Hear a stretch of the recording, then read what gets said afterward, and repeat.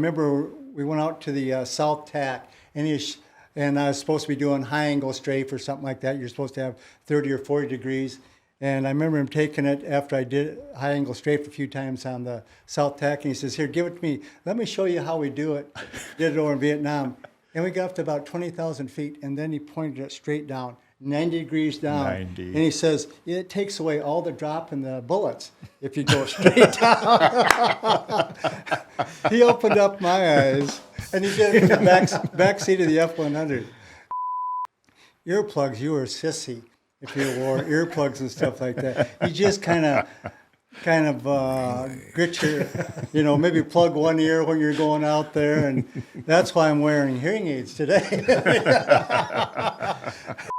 Yeah, I don't know if it just runs in the family or in the blood or whatever, but obviously having a grandpa that served in World War II was influential. I was obviously not old enough to see him in that light, but you can tell that it carried on. I think when he was a parent, I know my dad's talked about that. He kind of ran things. My dad is the oldest of 8 boys, so he ran things very militaristic. He once told me, he says, because he was very strict, and he once said, "You guys are going to thank me when you grow up and you go in the military." He says, "The drill instructor will be nothing like you had at home." But it used to be an issue. Yeah, at least the Texas catheter, it had the surgical tube on it. You could leave that as long as you wanted. Sure. You didn't have those issues. Yep. But I remember one of the younger pilots years ago, and you guys had got ready with your poopy suits on. You're out there pre-flight, and I remember he said he was leaning over into the cockpit, adjusting this and adjusting that, and all of a sudden he goes, "Oh!" It popped off. He goes. He knew he was screwed for the whole trip. They say it only takes, 3 generations for you really to be forgotten, because you can only think back to so many generations. Obviously, there's a lot better recording of records, and they'll have videos to say, that would have been fun to see, like a great-grandfather, see him on video, or so they'll have, those generations will have that, whereas we didn't. And so, so we actually have the opportunity to pass on things. This last time they had the reading of everybody that had passed. I missed that. Yeah, I missed that last one. So there seems to be more people that come for that, and you hear the names. I was just about on that list. Yeah, I know that. Holy cow. I want to stay off that list for a few more years. No doubt. And I think he's the one that kind of got me thinking about being a pilot. And I didn't know who it was at the time, but I'd watch the airplanes, Joe Foss and Duke Corning, flying around Sioux Falls in their P-51s and different airplanes. But that's kind of how I got interested in it. The only question I remember him asking me was they said, this Ed Lambert says, "Well, what's your draft number?" And I said, "Well, it's 341. He says, "Well, you're just trying to avoid the draft with that high draft number, aren't you?" And I says, "That's not the way it works, sir." Sir. I mean, some of my earliest memories are going out to the guard base, and I feel like it's just been a part of my life.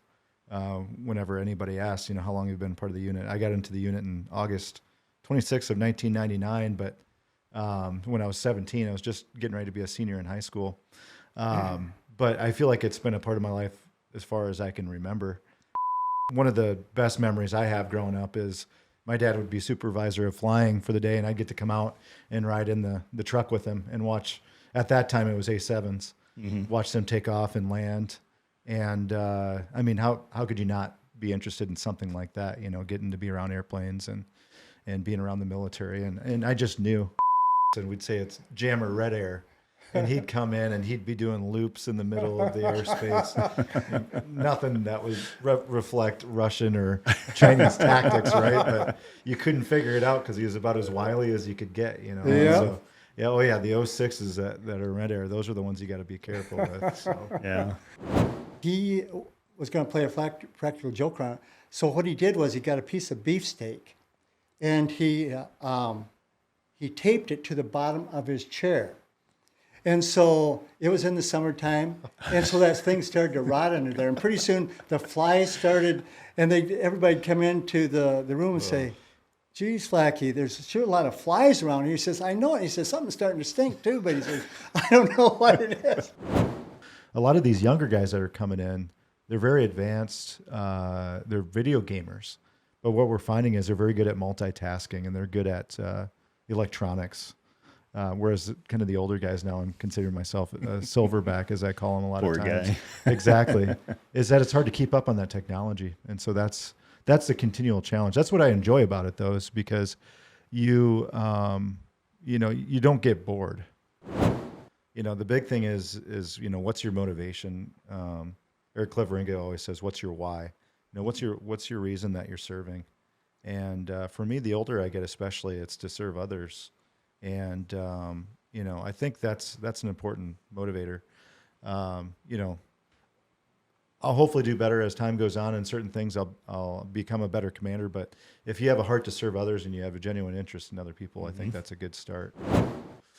Often wondered, why did God put me down that road to go through all that schooling and all that responsibility? And there's a number of things I obviously learned from it. I mean, just a view on life and how precious it is and how short it is, and an eternal perspective, I guess you could say. But you see people in their most vulnerable times, and their family members in their most vulnerable times. So for me, that's really where I always had a heart to serve, but I never really seen it come to fruition like I had until I had the opportunity with that. So, and I kind of missed out on that, because when I left the ICU, when I left nursing to be a full-time instructor and do the military full-time, you don't have those opportunities to serve as much. And so now I'm starting to see that come back with this new position, and it's been a lot of fun. Well, I want to thank you for doing this, Jim. Yeah. Oh, no problem. It's been great reminiscing about the old days and stuff like that. And I wish you just the best of luck in this. I think it's a great idea. Yeah, thanks. It'll be fun to see Yeah. what the other ones are like. Thank you, sir. Awesome. Thank you, Jim. Very much. Yeah, and you thanks, too, Sean. sir. Appreciate it. It's been a pleasure. Absolutely. All right. Sure has. Awesome. Thank you.